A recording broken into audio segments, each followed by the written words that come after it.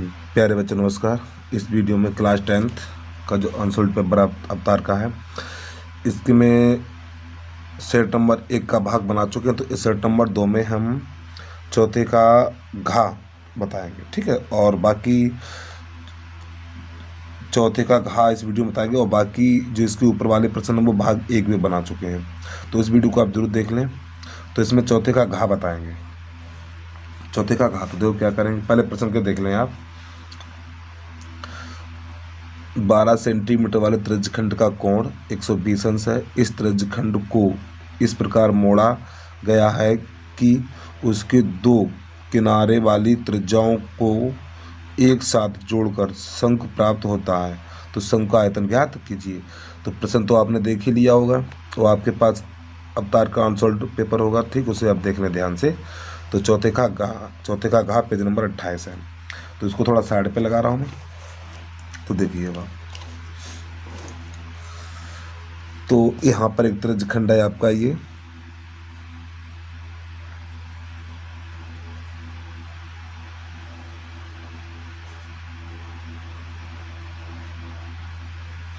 और ये जो कोण है वो 120 अंश का है। अब ये इसकी त्रिज्या दे रखी है 12 सेंटीमीटर। 12 सेंटीमीटर। अब इसमें करना क्या है, हमें ये लघुचाप की लंबाई बतानी। सबसे पहले लघुचाप की लंबाई निकालेंगे, ठीक है। तो यहाँ पे लिख दें त्रिज्यखंड। ये क्या आपका त्रिज्यखंड है बेटा, त्रिज्यखंड, ठीक है। यहाँ पे इसमें जो r बराबर है आपका 12 सेंटीमीटर है, और जो थीटा बराबर है वो 120 अंश है। तो यहाँ पे ये कहलाता लघुचाप। तो लघुचाप की लंबाई निकालनी पहले। लघु चाप की लंबाई बराबर, इसका सूत्र होता है पाई r थीटा बटा 360। सॉरी पहले बच्चे थोड़ी गलती कर दी मैंने, 180 अंश होता है। कितना होता है? 180 अंश, ठीक, 180 अंश होता है। बराबर नीचे बराबर का चिन्ह लगाएंगे, पाई का मान नहीं लगाएंगे। आर का मान कितना है? 12, तो गुणा 12, और थीटा का मान कितना है? 120, तो 120, और बटा 180। 0 से 0 कट जाएगा ये। अब 6 से काट दो, 6 दूनी 12, और 6 तियाँ 18, और 3 एकम 3, और 3 चौक 12, तो 4 दूनी 8, तो आपका ये हो जाएगा 8 पाई सेंटीमीटर। तो उम्मीद है यहाँ तक ये चीज़ आपको समझ में आ गई है। अब क्या करेंगे वो देखना है। अब प्यारे बच्चे क्या हुआ, अब ये शंकु है आपका, ठीक, या आप इस प्रकार की आकृति बना लें, और फिर इन्हें इसके जो सिरे हैं यानी इसको मोड़ के शंकु बना दिए। ये किनारे वाले हिस्से हैं, इसको ऐसे करके मोड़ा गया और उसका शंकु बन गया, ठीक है। यानी इसका बन गया आपका शंकु। अब देखिए यहाँ से इसको मोड़ के एक शंकु बना दिया गया।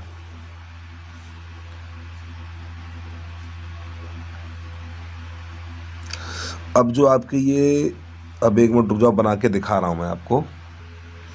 प्यारे बच्चे देखो, ये त्रिज्यखंड है आपका, क्या है ये, हम ये वाला भाग ले रहा हूँ, थोड़ा गलत फट गया, चलो कोई बात नहीं, समझो। ये आपका एक त्रिज्यखंड है, ठीक है। तो हमने क्या कर दिया, इसकी लघुचाप की लंबाई निकाल ली, ये वाली 8 पाई, यानी ये निकली है आपकी 8 पाई सेंटीमीटर। अब इसको मोड़ के, अब यहाँ पे आप क्या करेंगे, देखिए हमारे पास गोंद नहीं है, यहाँ पे लेई लगा लेंगे आप ऐसे करके, ठीक, यहाँ पे लेई लगा लेंगे और इस किनारे पे लेई लगा लेंगे, ठीक, एक तरफ लेई लगा लें आप। अब इसको ऐसे करके मोड़ें आप। जब आप इसको ऐसे करके लेई लगाएंगे तो बेटा ये आपका एक शंकु बन जाएगा इस प्रकार का, ये, ठीक, इस प्रकार का ये क्या बन गया, देखो आपका ये बन जाएगा शंकु। बन जा भाई बन जा, ये इस प्रकार का आपका एक शंकु बन जाएगा, ठीक है। तो ये पहले क्या थी, थोड़ा एक खोल के दिखा रहा हूँ मैं, ये क्या थी आपकी, ये त्रिज्या थी। जब इसको मोड़ के, अब ये कितनी थी, 8 सेंटीमीटर थी, ठीक है। जब इसको मोड़ के ऐसे शंकु बना दिया गया, इसको लो भैया। अब जो आपकी ये 12 थी, अब वो आपकी एल बन गई, क्या बन गई, एल, ये बन गई 12 तिरछी ऊंचाई। अब जो आपकी 8 पाई थी, ये 8 पाई, तो घूम के ये क्या बन गई, परिध बन गई। ये क्या बन गई बेटा, परिध बन गई। आपको दिखाई दे रहा है शंकु बन गया, ये से करो देखो शंकु बन जाएगा ये, ठीक है। तो आपके ये बन गई परिधि, ठीक है, ये बन गई 12। तो यहाँ पर क्या करेंगे, शंकु डाल देंगे हेडिंग अब, शंकु। अब इसमें एल कितनी है आपकी 12 सेंटीमीटर है। अब ये बन गई परिधि, ये क्या है परिधि है आपकी, तो परिधि बराबर, यानी परिधि बराबर जो आपका सूत्र होगा, यानी परिधि कितनी है आपकी 8 पाई है, और परिधि का जो सूत्र होता है 2 पाई आर बराबर 8 सेंटीमीटर, ठीक 8 पाई सेंटीमीटर। देखो पाई से पाई निकाल दो, 2 एकम 2, 2 चौकू 8, तो जो आर निकली है वो कितनी निकली है आपकी 4 सेंटीमीटर निकली है, यानी शंकु की जो त्रिज्या निकली है वो कितनी निकली है आपकी 4 सेंटीमीटर निकली है। अब इसकी निकालेंगे ऊंचाई, इस शंकु की निकालेंगे ऊंचाई, तो एल बराबर आपका सूत्र होता है, यानी एल स्क्वायर और H square plus R square, ये सूत्र होता है। एल का मान कितना 12 है, तो 12 का वर्ग लगाएंगे, ठीक 12 का वर्ग बराबर एच का वर्ग और प्लस आर का वर्ग कितना, यानी आर कितना 4 है, तो 4 का वर्ग, तो ये हो जाएगा 144 बराबर एच का वर्ग प्लस 16, 16 को उधर ले आओ, तो 144 माइनस 16 और बराबर एच का वर्ग, इसमें से घटाएंगे तो आपका बचेगा 128, तो एच का वर्ग बराबर 128, इधर से घात हटाएंगे रूट चढ़ा देंगे, तो एच बराबर हो जाएगा अंडर रूट 128, ठीक। अब इसको क्या लिखेंगे हम, एच बराबर 128 को लिखा जाएगा 64 गुणा 2। अब 64 को बेटा क्या लिखेंगे, 64 को लिखेंगे 8 अंडर रूट 2 सेंटीमीटर। तो प्यारे बच्चे शंकु की ऊंचाई आ गई। अब इसमें बताना है शंकु का आयतन, शंकु का आयतन, शंकु का आयतन। अब इसका जो सूत्र होता है 1/3 पाई आर स्क्वायर एच, ये इसका सूत्र होता है। तो समझते रहना थोड़ा, अब मैं थोड़ा इधर से लिख रहा हूँ 1/3, पाई का तो मान नहीं लगाना आपको। अब आर का मान कितना है, देखिए बेटा आर का मान ये रहा, आर का मान 4 है, तो 4 गुणा 4, और एच का मान ये रहा आपका 8 अंडर रूट 2। अब यहाँ पे तो संख्या कोई कटने वाली है नहीं, तो जब इन सबका गुणा करेंगे आप, तो यहाँ पर 4 चौक 16, 4 चौक 16, 16 अट्ठे 128, तो 128 अंडर रूट 2 और पाई और बटा 3, ये आपका आ जाएगा आंसर घन, यहाँ पे लिख देना है घन सेंटीमीटर, ठीक है। एक बार प्रश्न को पूरा देख लें, प्रश्न काफ़ी लंबा है, ये देख लें आप, यहाँ से स्टार्ट कर रहा हूँ। और ये प्यारे बच्चे प्रश्न है चौथे का घाघड़ी, चौथे का घाघड़ी। वीडियो को रोक के देख लें आप, ठीक है। अब इसके बाद प्रश्न नंबर लेके आए हैं आपके लिए, देखो पहले का 30% में है नहीं, पहले 5 में का खा भी नहीं है, 5 में का भी नहीं, खा भी नहीं है और गा भी नहीं है। अब यहाँ पर है 5 में का घाघड़ी बता रहा हूँ आपको, ठीक है। और जल्दी से देख लो इसकी टेबल कैसे हल करेंगे। 5 में का घा, इसको हटा दे रहा हूँ मैं, 5 में का घा देखिए। तो प्यारे बच्चों 5 में का घाघड़ी है ये, ठीक है। तो हमने टेबल बना के तैयार कर लिया, ये गुणा भी कर लिया, तो आपको समझा दे रहा हूँ, ठीक है। तो यहाँ पे देखिए ये कॉलम बे दिया हुआ था, घरों की संख्या दी हुई है, तो घरों की संख्या वो इसे एफ से लिखा जाता है। मध्यमान कैसे निकाला जाता है आपको पता है, मध्यमान कैसे निकाला जाएगा, इन दोनों को जोड़ेंगे, इन दोनों को जोड़ेंगे, ठीक है, और 2 का भाग लगाएंगे, इन दोनों का जोड़ और 2 का भाग इतना आएगा, ठीक है। अब यहाँ पर क्या करेंगे, इसमें कितने कितने का अंतर है, हर जगह देखो 3 का अंतर है, 78 वो 68 और 3 71। तो इसमें हमने क्या किया 3 जोड़ा, 66 में 3 जोड़ेंगे 69 में 3 जोड़ेंगे 72 में 3 जोड़ेंगे 75 में 3 जोड़ेंगे 78 में 3 जोड़ेंगे 81 में 3 जोड़ेंगे 84। अब यहाँ पर क्या कर दिया, ये वाला कॉलम बन गया एक्स का। अब इन दोनों का हमने गुणा करा दिया, इन दोनों गुणा कराएंगे इतना आएगा, इन दोनों यानी सबका इन दोनों को गुणा कराया इतना आया, इन दोनों गुणा कराया इतना आया, ठीक। ये बना हुआ एक बना हुआ है, यानी कि 217.5। अब इन दोनों गुणा कराया इतना, इन दोनों गुणा कराया इतना, क्योंकि ये चीज़ पहले से कर रखी है। अगर हम ये खुद करते यानी आपके सामने करते तो बहुत टाइम लगता है, इसलिए मैंने अभी तुरंत ही कर लिया इसे, ठीक है। तो अब क्या करेंगे प्यारे बच्चे, यहाँ पर जो सिग्मा एफ का मान है ये, इसका मान है 30, तो इसका माध्य ज्ञात करना है। तो समांतर माध्य बराबर सूत्र होता है सिग्मा एक्स इंटू एफ बटा सिग्मा एफ। प्यारे बच्चे ये सिग्मा एक्स इंटू एफ का मान है, तो इसका मान है 22,700, यानी 22,700, वो 22,77 और बटा इसका मान है 30। अब इसका पहले 3 का भाग लगा दें, 3 धाम 30। अब 3 सत्ते 21, यहाँ पे कितना बच गया 1, और 3 पंजे 15, यहाँ पे कितना बच जाएगा आपका, यहाँ पर बच जाएगा 2, और 3 नेम 27, इतनी बार जाएगा। तो आपका 759 और बटा 10, अब इसमें 10 का भाग लगाएंगे 0.1 अंक अंतर बढ़ जाएगा, तो 75.9। और प्यारे बच्चे यही आपका आंसर हो गया। उम्मीद आपको समझ में आ गया होगा। जल्दी से इसका स्क्रीनशॉट ले लें। फिर इसके बाद अगला प्रश्न देखें, छठे का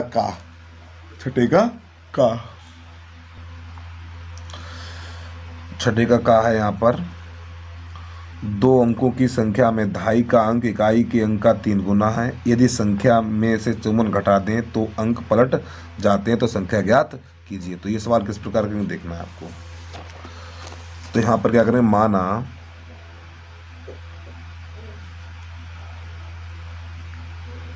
इकाई का अंक 22,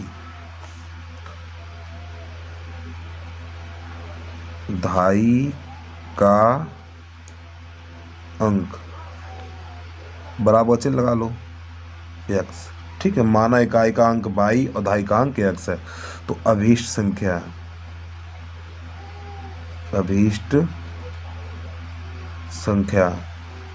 10x प्लस 22। अब प्रश्न के अनुसार चलेंगे। प्रश्न कह रहा है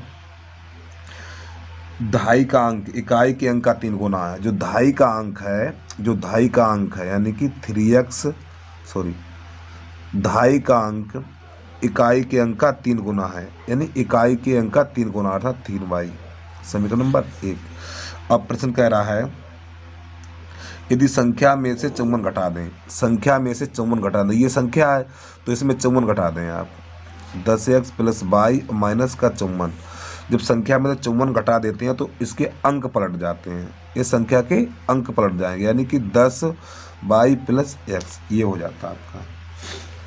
तो इसे हल करेंगे। अब देखिए इसको उधर ले आओ, तो यानी कि 10x, x को उधर लाएंगे तो माइनस का x और प्लस का y, और 10y इधर लाएंगे तो माइनस का 10y और बराबर 54।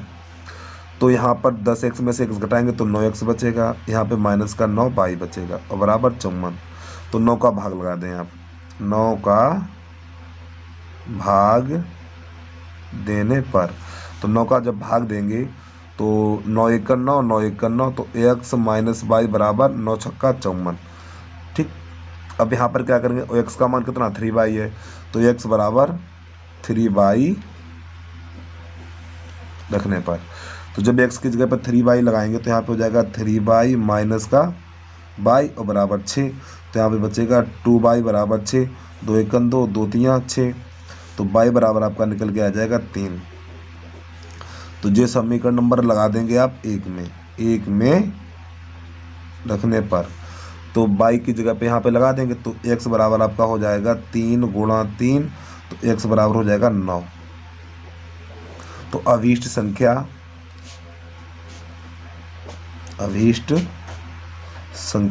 देखो, अभीष्ट संख्या क्या थी, 10x प्लस y थी, तो x y के मान यहाँ लगा देंगे आप, 10x प्लस y। तो x का मान कितना है, x का मान आपका कहाँ गया है बेटा, x का मान 9 है, तो 10 गुणा 9, और y का मान कितना निकाला हमने, y का मान 3 निकाला, तो यहाँ पे 3, तो 10 नेम 90 और प्लस 3, तो आंसर आ जाएगा आपका 93। प्यारे बच्चे यही संख्या हो गई आपकी, ठीक है। एक बार जल्दी से देख लो इसको, प्रश्न को देख लें आप।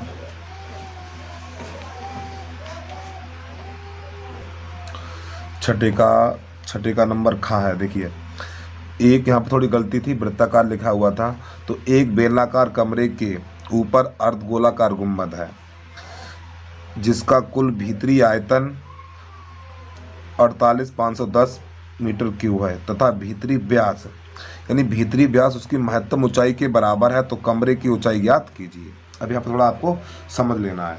देखो प्यारे बच्चे, ये आपका एक मकान है, ठीक है।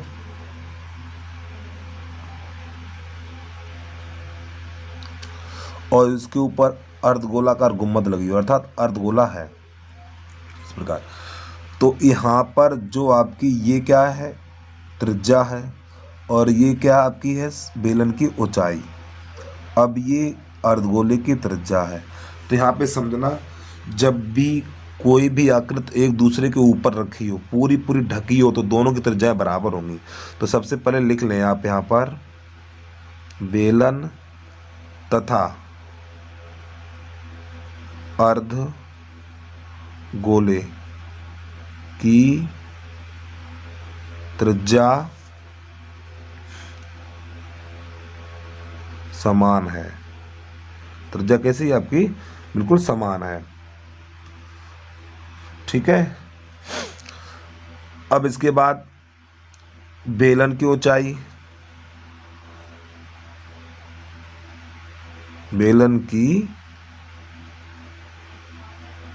ऊंचाई यानी यहाँ से लेके यहाँ तक जो इसकी ऊंचाई है, मान लें एच है आपकी, ये दूरी कितनी है, एच, ठीक है। अब ये आपकी क्या है, ये आपकी है त्रिज्या बेटा, क्या है त्रिज्या, यानी यहाँ से ये माने आर ऊंचाई है आपकी, यहाँ से लेके यहाँ तक। और पूरे मकान की ऊंचाई कितनी है, पूरे मकान की ऊंचाई माने आप एच है, पूरे मकान की ऊंचाई कितनी है, एच है। अब इसी को ध्यान से आपको समझ लेना है। तो बेलन की ऊंचाई कितनी है आपकी, बेलन की ऊंचाई आपकी है एच मीटर। यहाँ पे ऊंचाई भी नहीं दे रखी है, ठीक।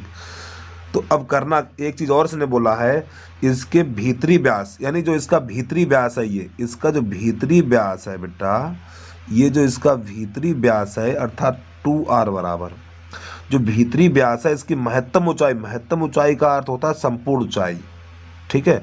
जो इसका भीतरी व्यास, व्यास को किससे लिखा जाता है, 2r से लिखा जाता है, ठीक। व्यास को किससे लिखा जाता है, 2r से लिखा जाता है। जो इसका भीतरी व्यास है, इसकी महत्तम ऊंचाई, महत्तम का अर्थ होता है संपूर्ण ऊंचाई।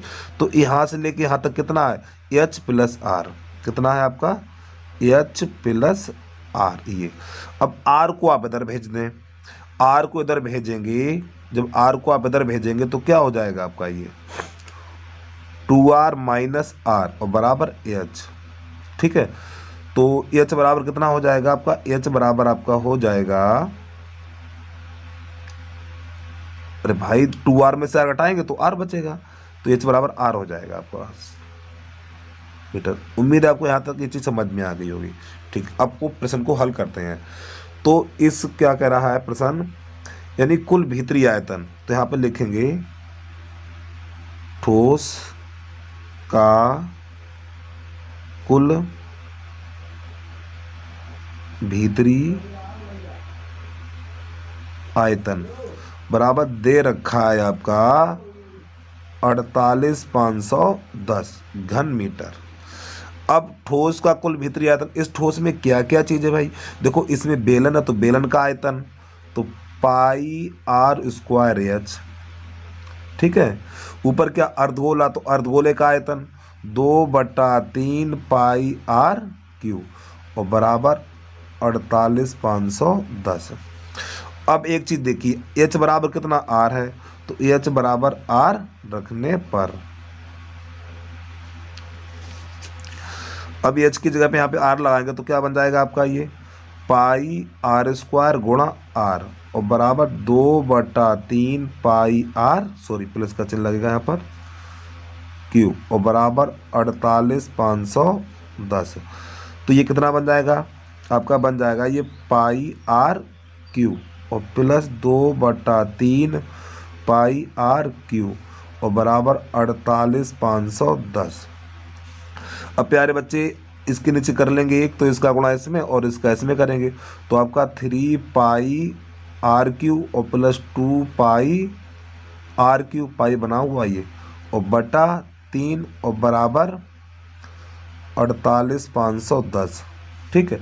अब ये 3 और ये 2 है तो कितना हो जाएगा, 5 पाई आर क्यू और बटा 3 और बराबर 48,510।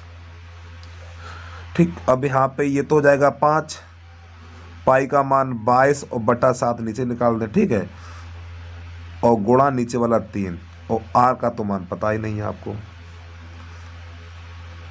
510। ठीक, अब 22 पंजे 110 होता, 22 पंजे 110 और गुणा आर पे घात 3 और बटा 21 और बराबर 48,510। अब एक जीरो से एक जीरो निकाल दो।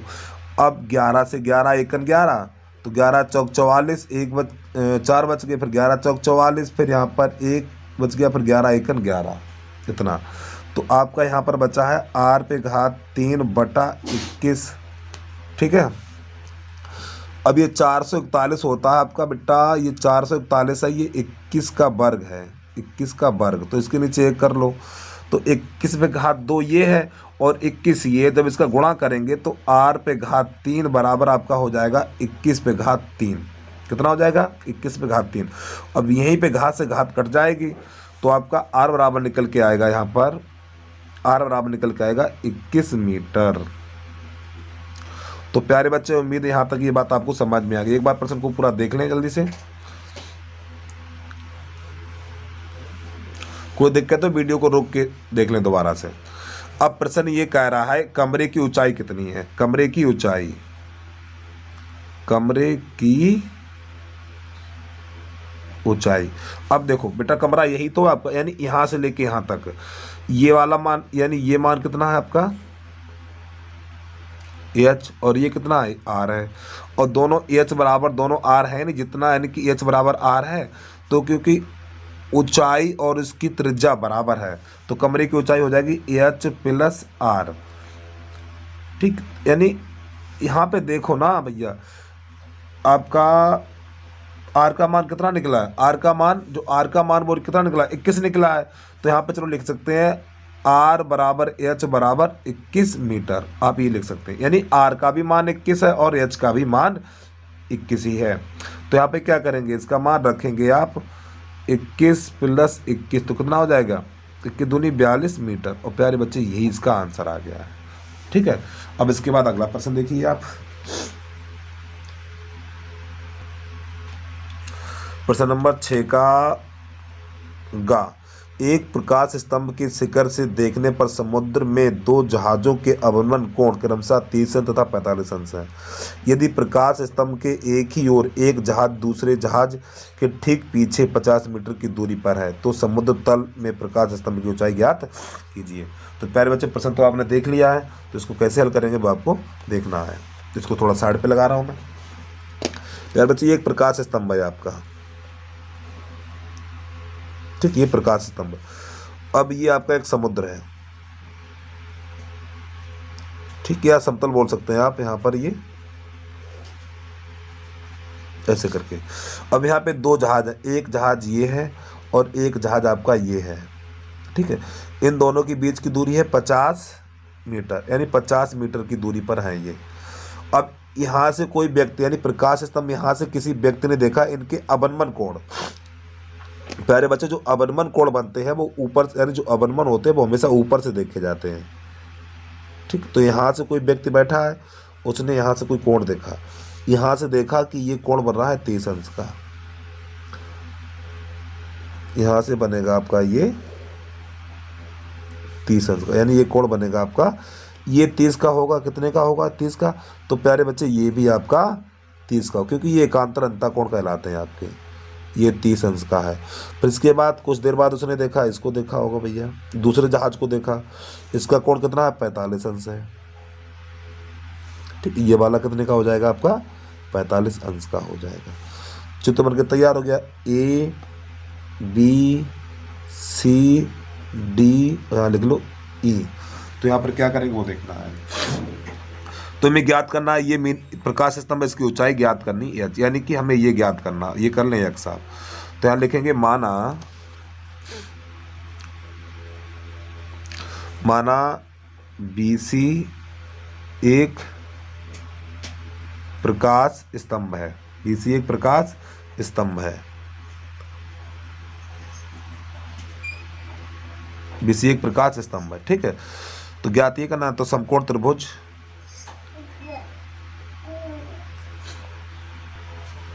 समकोण त्रिभुज ई, यहाँ पे ऐसे बना दो, ई बी सी में, तो प्यारे बच्चे tan लगा देंगे, ठीक है। tan 45, tan होता है लंबटा आधार, h बटा x, tan 45 का मान 1 बराबर h बटा x। इसके नीचे 1 कर लो तो x बराबर हो जाएगा h, ठीक है। अब समकोण त्रिभुज ये लेंगे, ये आपका नंबर डालना भूल गया मैं, ये है आपका छठे का गा नंबर। अब समकोण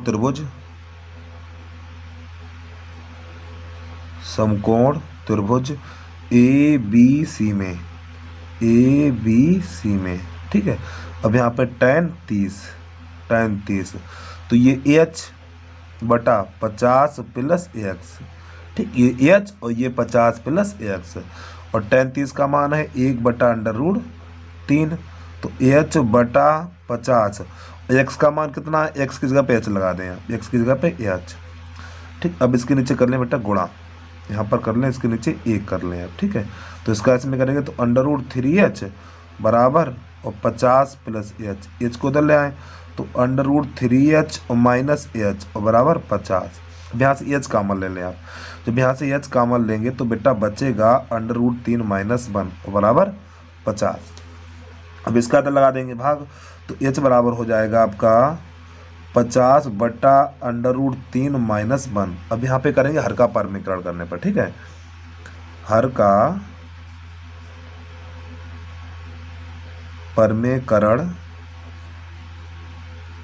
करने पर, जब हर का परमीकरण करेंगे तो वो कैसे करते हैं वो देखिए आप, 50 बटा √3 माइनस 1, तो यहाँ पे माइनस है तो प्लस हो जाएगा, √3 प्लस 1 और बटा √3 प्लस 1। तो अब यहाँ पर क्या करेंगे वो देखना है आपको, h बराबर आपका हो जाएगा ये 50, यहाँ पे लिखेंगे √3 प्लस 1 और बटा, यहाँ पे एक बार प्लस एक बार माइनस है तो √3 का वर्ग और माइनस 1 का वर्ग, तो आपका h बराबर हो जाएगा 50 √3 प्लस 1 और बटा ये 1 बना हुआ ये बटा 3 माइनस 1 हो जाएगा, 3 माइनस 1। अब आपका यहाँ पर हो जाएगा 50 √3 प्लस 1 और बटा 2, तो 2 1 2, 3 में से घटाएंगे 2 बचेगा और ये हो जाएगा 25। तो आपका हो जाएगा 25 √3 और प्लस 1 और बटा कुछ नहीं, यही इसका आंसर आ गया, ठीक है। एक बार वीडियो को पूरा देख लें, यानी प्रश्न को पूरा देख लें आप।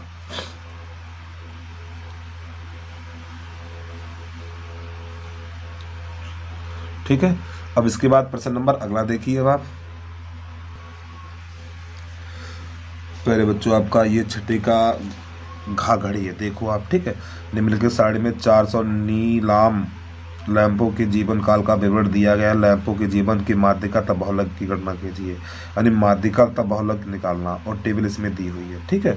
तो हमने थोड़ा कंप्लीट कर लिया है, इसको देखिए, ये दिया, ये दुआ, हमने ये निकाला संचयी बारंबारता। संचयी बारंबारता कैसे निकालती है आप अच्छे तरीके से जानते हैं, फिर भी मैं एक बार आपको बताई दे रहा हूँ। तो 14 तो ऐसे लिख लेंगे, 14 में बेटा 14 में 56 जोड़ेंगे तो 70 हो जाएगा, फिर 70 में 64 जोड़ेंगे, फिर 130 में 86 जोड़ेंगे, फिर इसमें ये जोड़ेंगे, ठीक, इस प्रकार जोड़ के ये निकल के आ जाएगा। अब यहाँ पर सबसे पहले माध्यक निकालना है, तो ये मान होता आपका n का, किसका मान है ये n, तो n बराबर आपका है 400, n बराबर है 400, ठीक है। तो यहाँ पर क्या करेंगे, n बटा 2 निकालेंगे, n बटा 2 अर्थात n बटा 2 होता आपका 400 बटा 2, 400 बटा 2, तो कितना हो जाएगा, ये 200 हो जाएगा। उम्मीद है यहाँ तक आपको ये चीज़ समझ में आ गई है। अब आपको ये देखना है 200 किसके बीच आता है, तो प्यारे बच्चे 200 है वो आता है आपका 216 के बीच, तो ये यानी 216 के बीच आता है, तो इससे ऊपर वाला हो जाएगा CF, क्या हो जाएगा CF, संचयी बारंबारता। आपको ये देखना है कि 200 है वो किसके बीच है, 200 है इसके बीच, ठीक है, 216 के अंदर आता है, तो इससे ऊपर वाला CF हो जाएगा। अब ये मान हो जाएगा F का और ये बेटा मान हो जाएगा L का, उम्मीद है ये चीज़ आपको समझ में आ गई होगी अच्छी तरीके से, ठीक है। तो अब माध्यक बराबर सूत्र क्या था वो आप देख लें इसमें। तो लिखेंगे माध्यक, माध्यक या माध्यिका एक ही बात होती है, ठीक है, माध्यक या माध्यिका। तो माध्यक बराबर आपका सूत्र जो होता है एल प्लस एन बटे 2 और माइनस सी एफ और बटा एफ और इंटू एच, ठीक है। एच का अर्थ क्या होता है, एच इन दोनों में कितने का अंतर है, यानी प्रत्येक स्थान पे कितने का अंतर है, 500 का अंतर। तो एच बराबर आप लिखना चाहो लिख सकते हैं, एच बराबर है आपका 500, ठीक है। तो मान लगा दो बेटा, देखो एल का मान कितना है 3000 है, तो यहाँ पे 3000 लिख दें। एल का मान इतना हो गया ये वाला, ये अब प्लस एन बटा 2 का मान कितना 200 है, सी एफ का मान कितना 130 है और ए सी एफ का मान कितना है 86 है, ठीक है। और इंटू एच का मान कितना है 500 है। इसे हल कर दो अब आप, तो आपका ये हो जाएगा 300 प्लस यहाँ पर बचेगा 70, कितना बचेगा, हाँ 70 ही बचेगा, और बटा 86, अब यहाँ पर रहेगा आपका 500।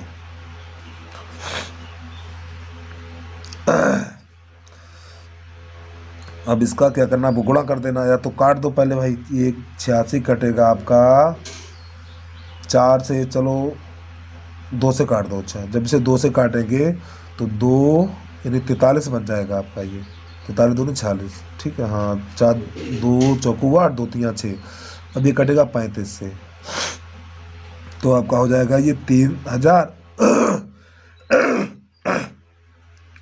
गुणा करो इसका, 55 25 और 5 15 और 2 17, ये 2 जीरो और बटा 43, सॉरी हाँ 43 होगा, गलती कर दी बेटा आपने, 43 है, ठीक है। ये अब 43 का भाग लगाएंगे इसमें, तो प्यारे बच्चों यहाँ पर क्या करेंगे हम, 43 का भाग 17,500 में लगाएंगे, ठीक है। यानी जब 43 का भाग हमने इसमें लगाया तो आपका हो गया है ये 3000 प्लस, जब इसका हमने 43 का भाग इसमें लगाया तो गया है ये 46.97, इतनी बार गया, ठीक है। तो जब इसको जोड़ेंगे तो आपका हो जाएगा ये 34.06.97। प्यारे बच्चे ही इसका आंसर आ गया, ठीक है। उम्मीद आपको चीज़ समझ में आ गई, लेकिन इसमें इसका आंसर दिया नहीं है, ठीक है, वो गलत दिया है, वो उसका दूसरा आंसर दिया हुआ है, क्या है, बहुलक दिया हुआ है इसमें 2 चीज़ें पूछी है ना, हमारी माध्यिका निकल के आ गई इतनी, अब बहुलक और इसमें ज्ञात करना है, तो वो क्या करेंगे देखिए। और ये सवाल मैं बता दूं आपको प्यारे बच्चे, ये सवाल है NCERT जो किताब है आपकी, वो है 13.3, यानी कि एक्सरसाइज है वो 13.3 और क्वेश्चन नंबर आपका है ये 5, ठीक है। ये बिल्कुल सेम है आपका ये। अब इसके बाद इसमें बहुलक कैसे निकालते हैं वो देखना है आपको। अब प्यारे बच्चे इसका बहुलक कैसे निकालते हैं वो देखिए। बहुलक में इस टेबल की जरूरत नहीं होती है, ठीक है। तो यहाँ पे जो लैंपों की संख्या जो इसमें सबसे बड़ी संख्या है, जो इसमें सबसे बड़ी संख्या है वो आपका हो जाएगा F1, क्या हो जाएगा F1, और इससे नीचे वाला हो जाएगा F2 और इससे ऊपर वाला हो जाएगा F0। उम्मीद है आपको ये चीज़ समझ में आ गई होगी। अब ये तो L ही रहेगा और ये H रहेगा आपका, तो इसमें क्या करना है वो देखिए। अब मैं दूसरा पेज लगा रहा हूँ भाई, ठीक है, यहाँ पर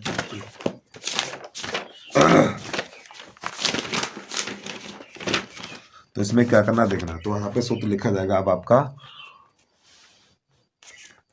यहाँ पे लिखेंगे बहुलक बराबर, ठीक, अगला सूत्र होगा बहुलक बराबर,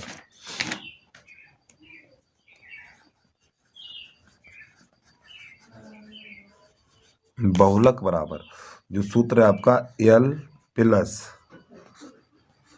F1 माइनस F0 बटा 2F1 F0 माइनस F2 और इंटू है आपका L। तो प्यारे बच्चे ये सूत्र है, तो मान लगाओ L का मान कितना है 3000 है, प्लस और F1 का मान कितना है, F1 का मान है 86 माइनस और F0 का मान है 60, बटा 2 और F1 का मान कितना है?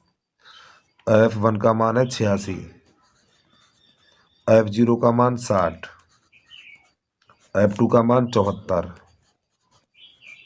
और इंटू H का मान है 500। ठीक है, इसको आपको हल कर देना है। अब इस टेबल की जरूरत नहीं, ठीक, इसको हटा दे, कोई दिक्कत नहीं है। तो आपका ये हो जाएगा 3000 प्लस, जब आप इसमें से घटाएंगे तो आपका बचेगा ये 6, यहाँ पर बचेगा 26, ठीक, इतना 26 और बटा 2 छंग 12, 2 अट्ठे 16 और 1 17, इतना माइनस, जब इनको जोड़ेंगे तो 4 और जो हो जाएगा 13 और इंटू आपका हो जाएगा ये 500। तो आपका ये हो जाएगा ये 3000 प्लस प्यारे बच्चे ये हो जाएगा 26 बटा, जब इसे घटाएंगे 2 में से 4 जाएगा तो आपका 8 बचेगा, 2 में से 4 जाएगा तो ये 8 बचेगा, 2 में से 4 गया 8। अब यहाँ पर कितना रह गया 16 और 16 में 3 गया 3 बच गया ये, ठीक, यहाँ पर हो गया 500। 2 से काट दो, ये 2 एकम 2, 2 तियाँ 6 और 2 एकम 2, 2 ने 18, तो आपका हो जाएगा ये 3000 प्लस और 13 पंजे 65 और बटा 19। अब इसमें लगाएंगे इसका भाग प्लस, जब प्यारे बच्चे इसका इसमें भाग लगाएंगे तो आपका जाएगा 34,342.1, ठीक, हमने इतना लगाया, और भी लगा सकते हैं आप। जब इनको जोड़ेंगे तो आपका निकल के आएगा ये गलती होगी बच्चे, 334.2.1, ये इसका आंसर निकल के आएगा, ठीक है। और जिसका आंसर दे रहा है वो गलत दे रहा है, ठीक है, यही इसका आंसर होगा, उसका ये आंसर गलत है। उम्मीद है आपको ये चीज़ समझ में आ गई होगी, ठीक है। इसके बाद अगला एक बार देख लें जल्दी से पूरा। अब इसके बाद अगला प्रश्न देखिए, प्रश्न नंबर